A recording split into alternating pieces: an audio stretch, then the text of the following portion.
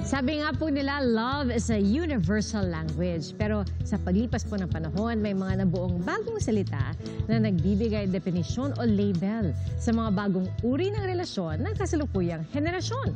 Kasama na riyan yung ghosting, love bombing at marami pang iba. Pamilyar ba kayo dyan? Kung hindi pa, alamin yan sa pagtutok ni Darlene Kai.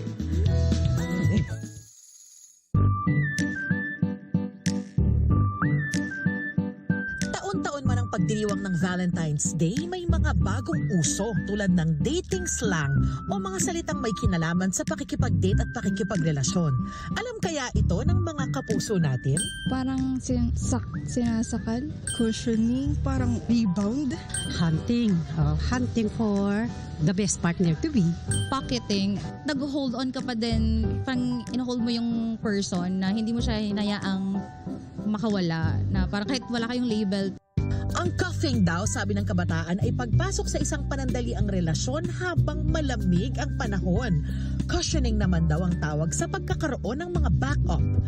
Haunting naman ang tawag kapag may like ng like sa post mo o nanonood sa My Day mo pero di ka naman kinakausap.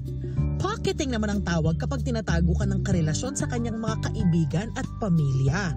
Ghosting. May message ka or may message mo, sinin, pero hindi naman nag-reply. Na-experience mo na bang mag-ghost? Hindi pa naman, pero feel ko ako yung nang-ghost. Hindi ko sinasadya. Love bombing, yung bobombahin ka muna ng efforts and all sa una pero sa huli, parang papabayaan ka na lang. Anong masasabi mo sa mga tao mahilig mag-love bomb? Sana hindi masaya ang Valentine's niyo. Yung sa bench, hanggang bench lang. Oo, yung admire from afar. Pero ang benching pala ay para raw pagbabangko o pagre-reserba ng tao habang may dinidate kang iba. Ikaw ba naranasan mo na ito? Madaming beses po. Message mo sa mga tao na nagko-commit ng ganitong dating mistake. Pag hindi kasi sure, huwag nang manggulo. At dahil na-bench na nga ng maraming beses, self-love muna raw si Claire ngayong Valentine's Day. Bakit mo napiling bigyan yung sarili mo ng flowers? Kasi deserve ko. Yes, I've been through a lot. Ayon sa isang sociologist, hindi naman na raw bago ang pag-imbento o pagkauso ng mga salitang may kinalaman sa dating o sa pakikipagrelasyon. Kagaya ng mga salita dati na MU, shota, kaon at kung ano-ano pa. Kasi ang wika, ang lengguwahe, sumasalamin kasi ng kultura ng bawat generation. Meron tayong tinatawag na social and psychological validation.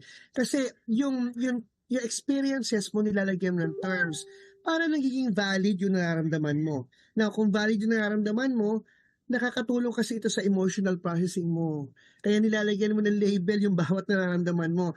Nakakahanap ka ng community na meron kayong pare-parehong experience. Marami mang mausong dating slang, babalik at babalik pa rin tayo sa mga salitang sentro ng pagdiriwang ngayong araw. Yan ay ang love o pagmamahalan. Pero ang pinakamahalaga naman ay hindi yung sinasabi, kung paano mo ito ipinaparamdam. Para sa GMA Integrated News, Darlene Kai, nakatutok 24 oras. Dami na palang nagbago, partner. Parang dati simple lang nung panahon natin. MU lang yung naabutan ko. Yun nga lang. Or either kayo or hindi. Ganun siya kasimple. Oo nga. Pero mga kapuso, kayo po, saan man po kayo nagdiriwang ng Valentine's ngayong araw, isang maligayang araw po ng mga puso sa inyong Happy lahat.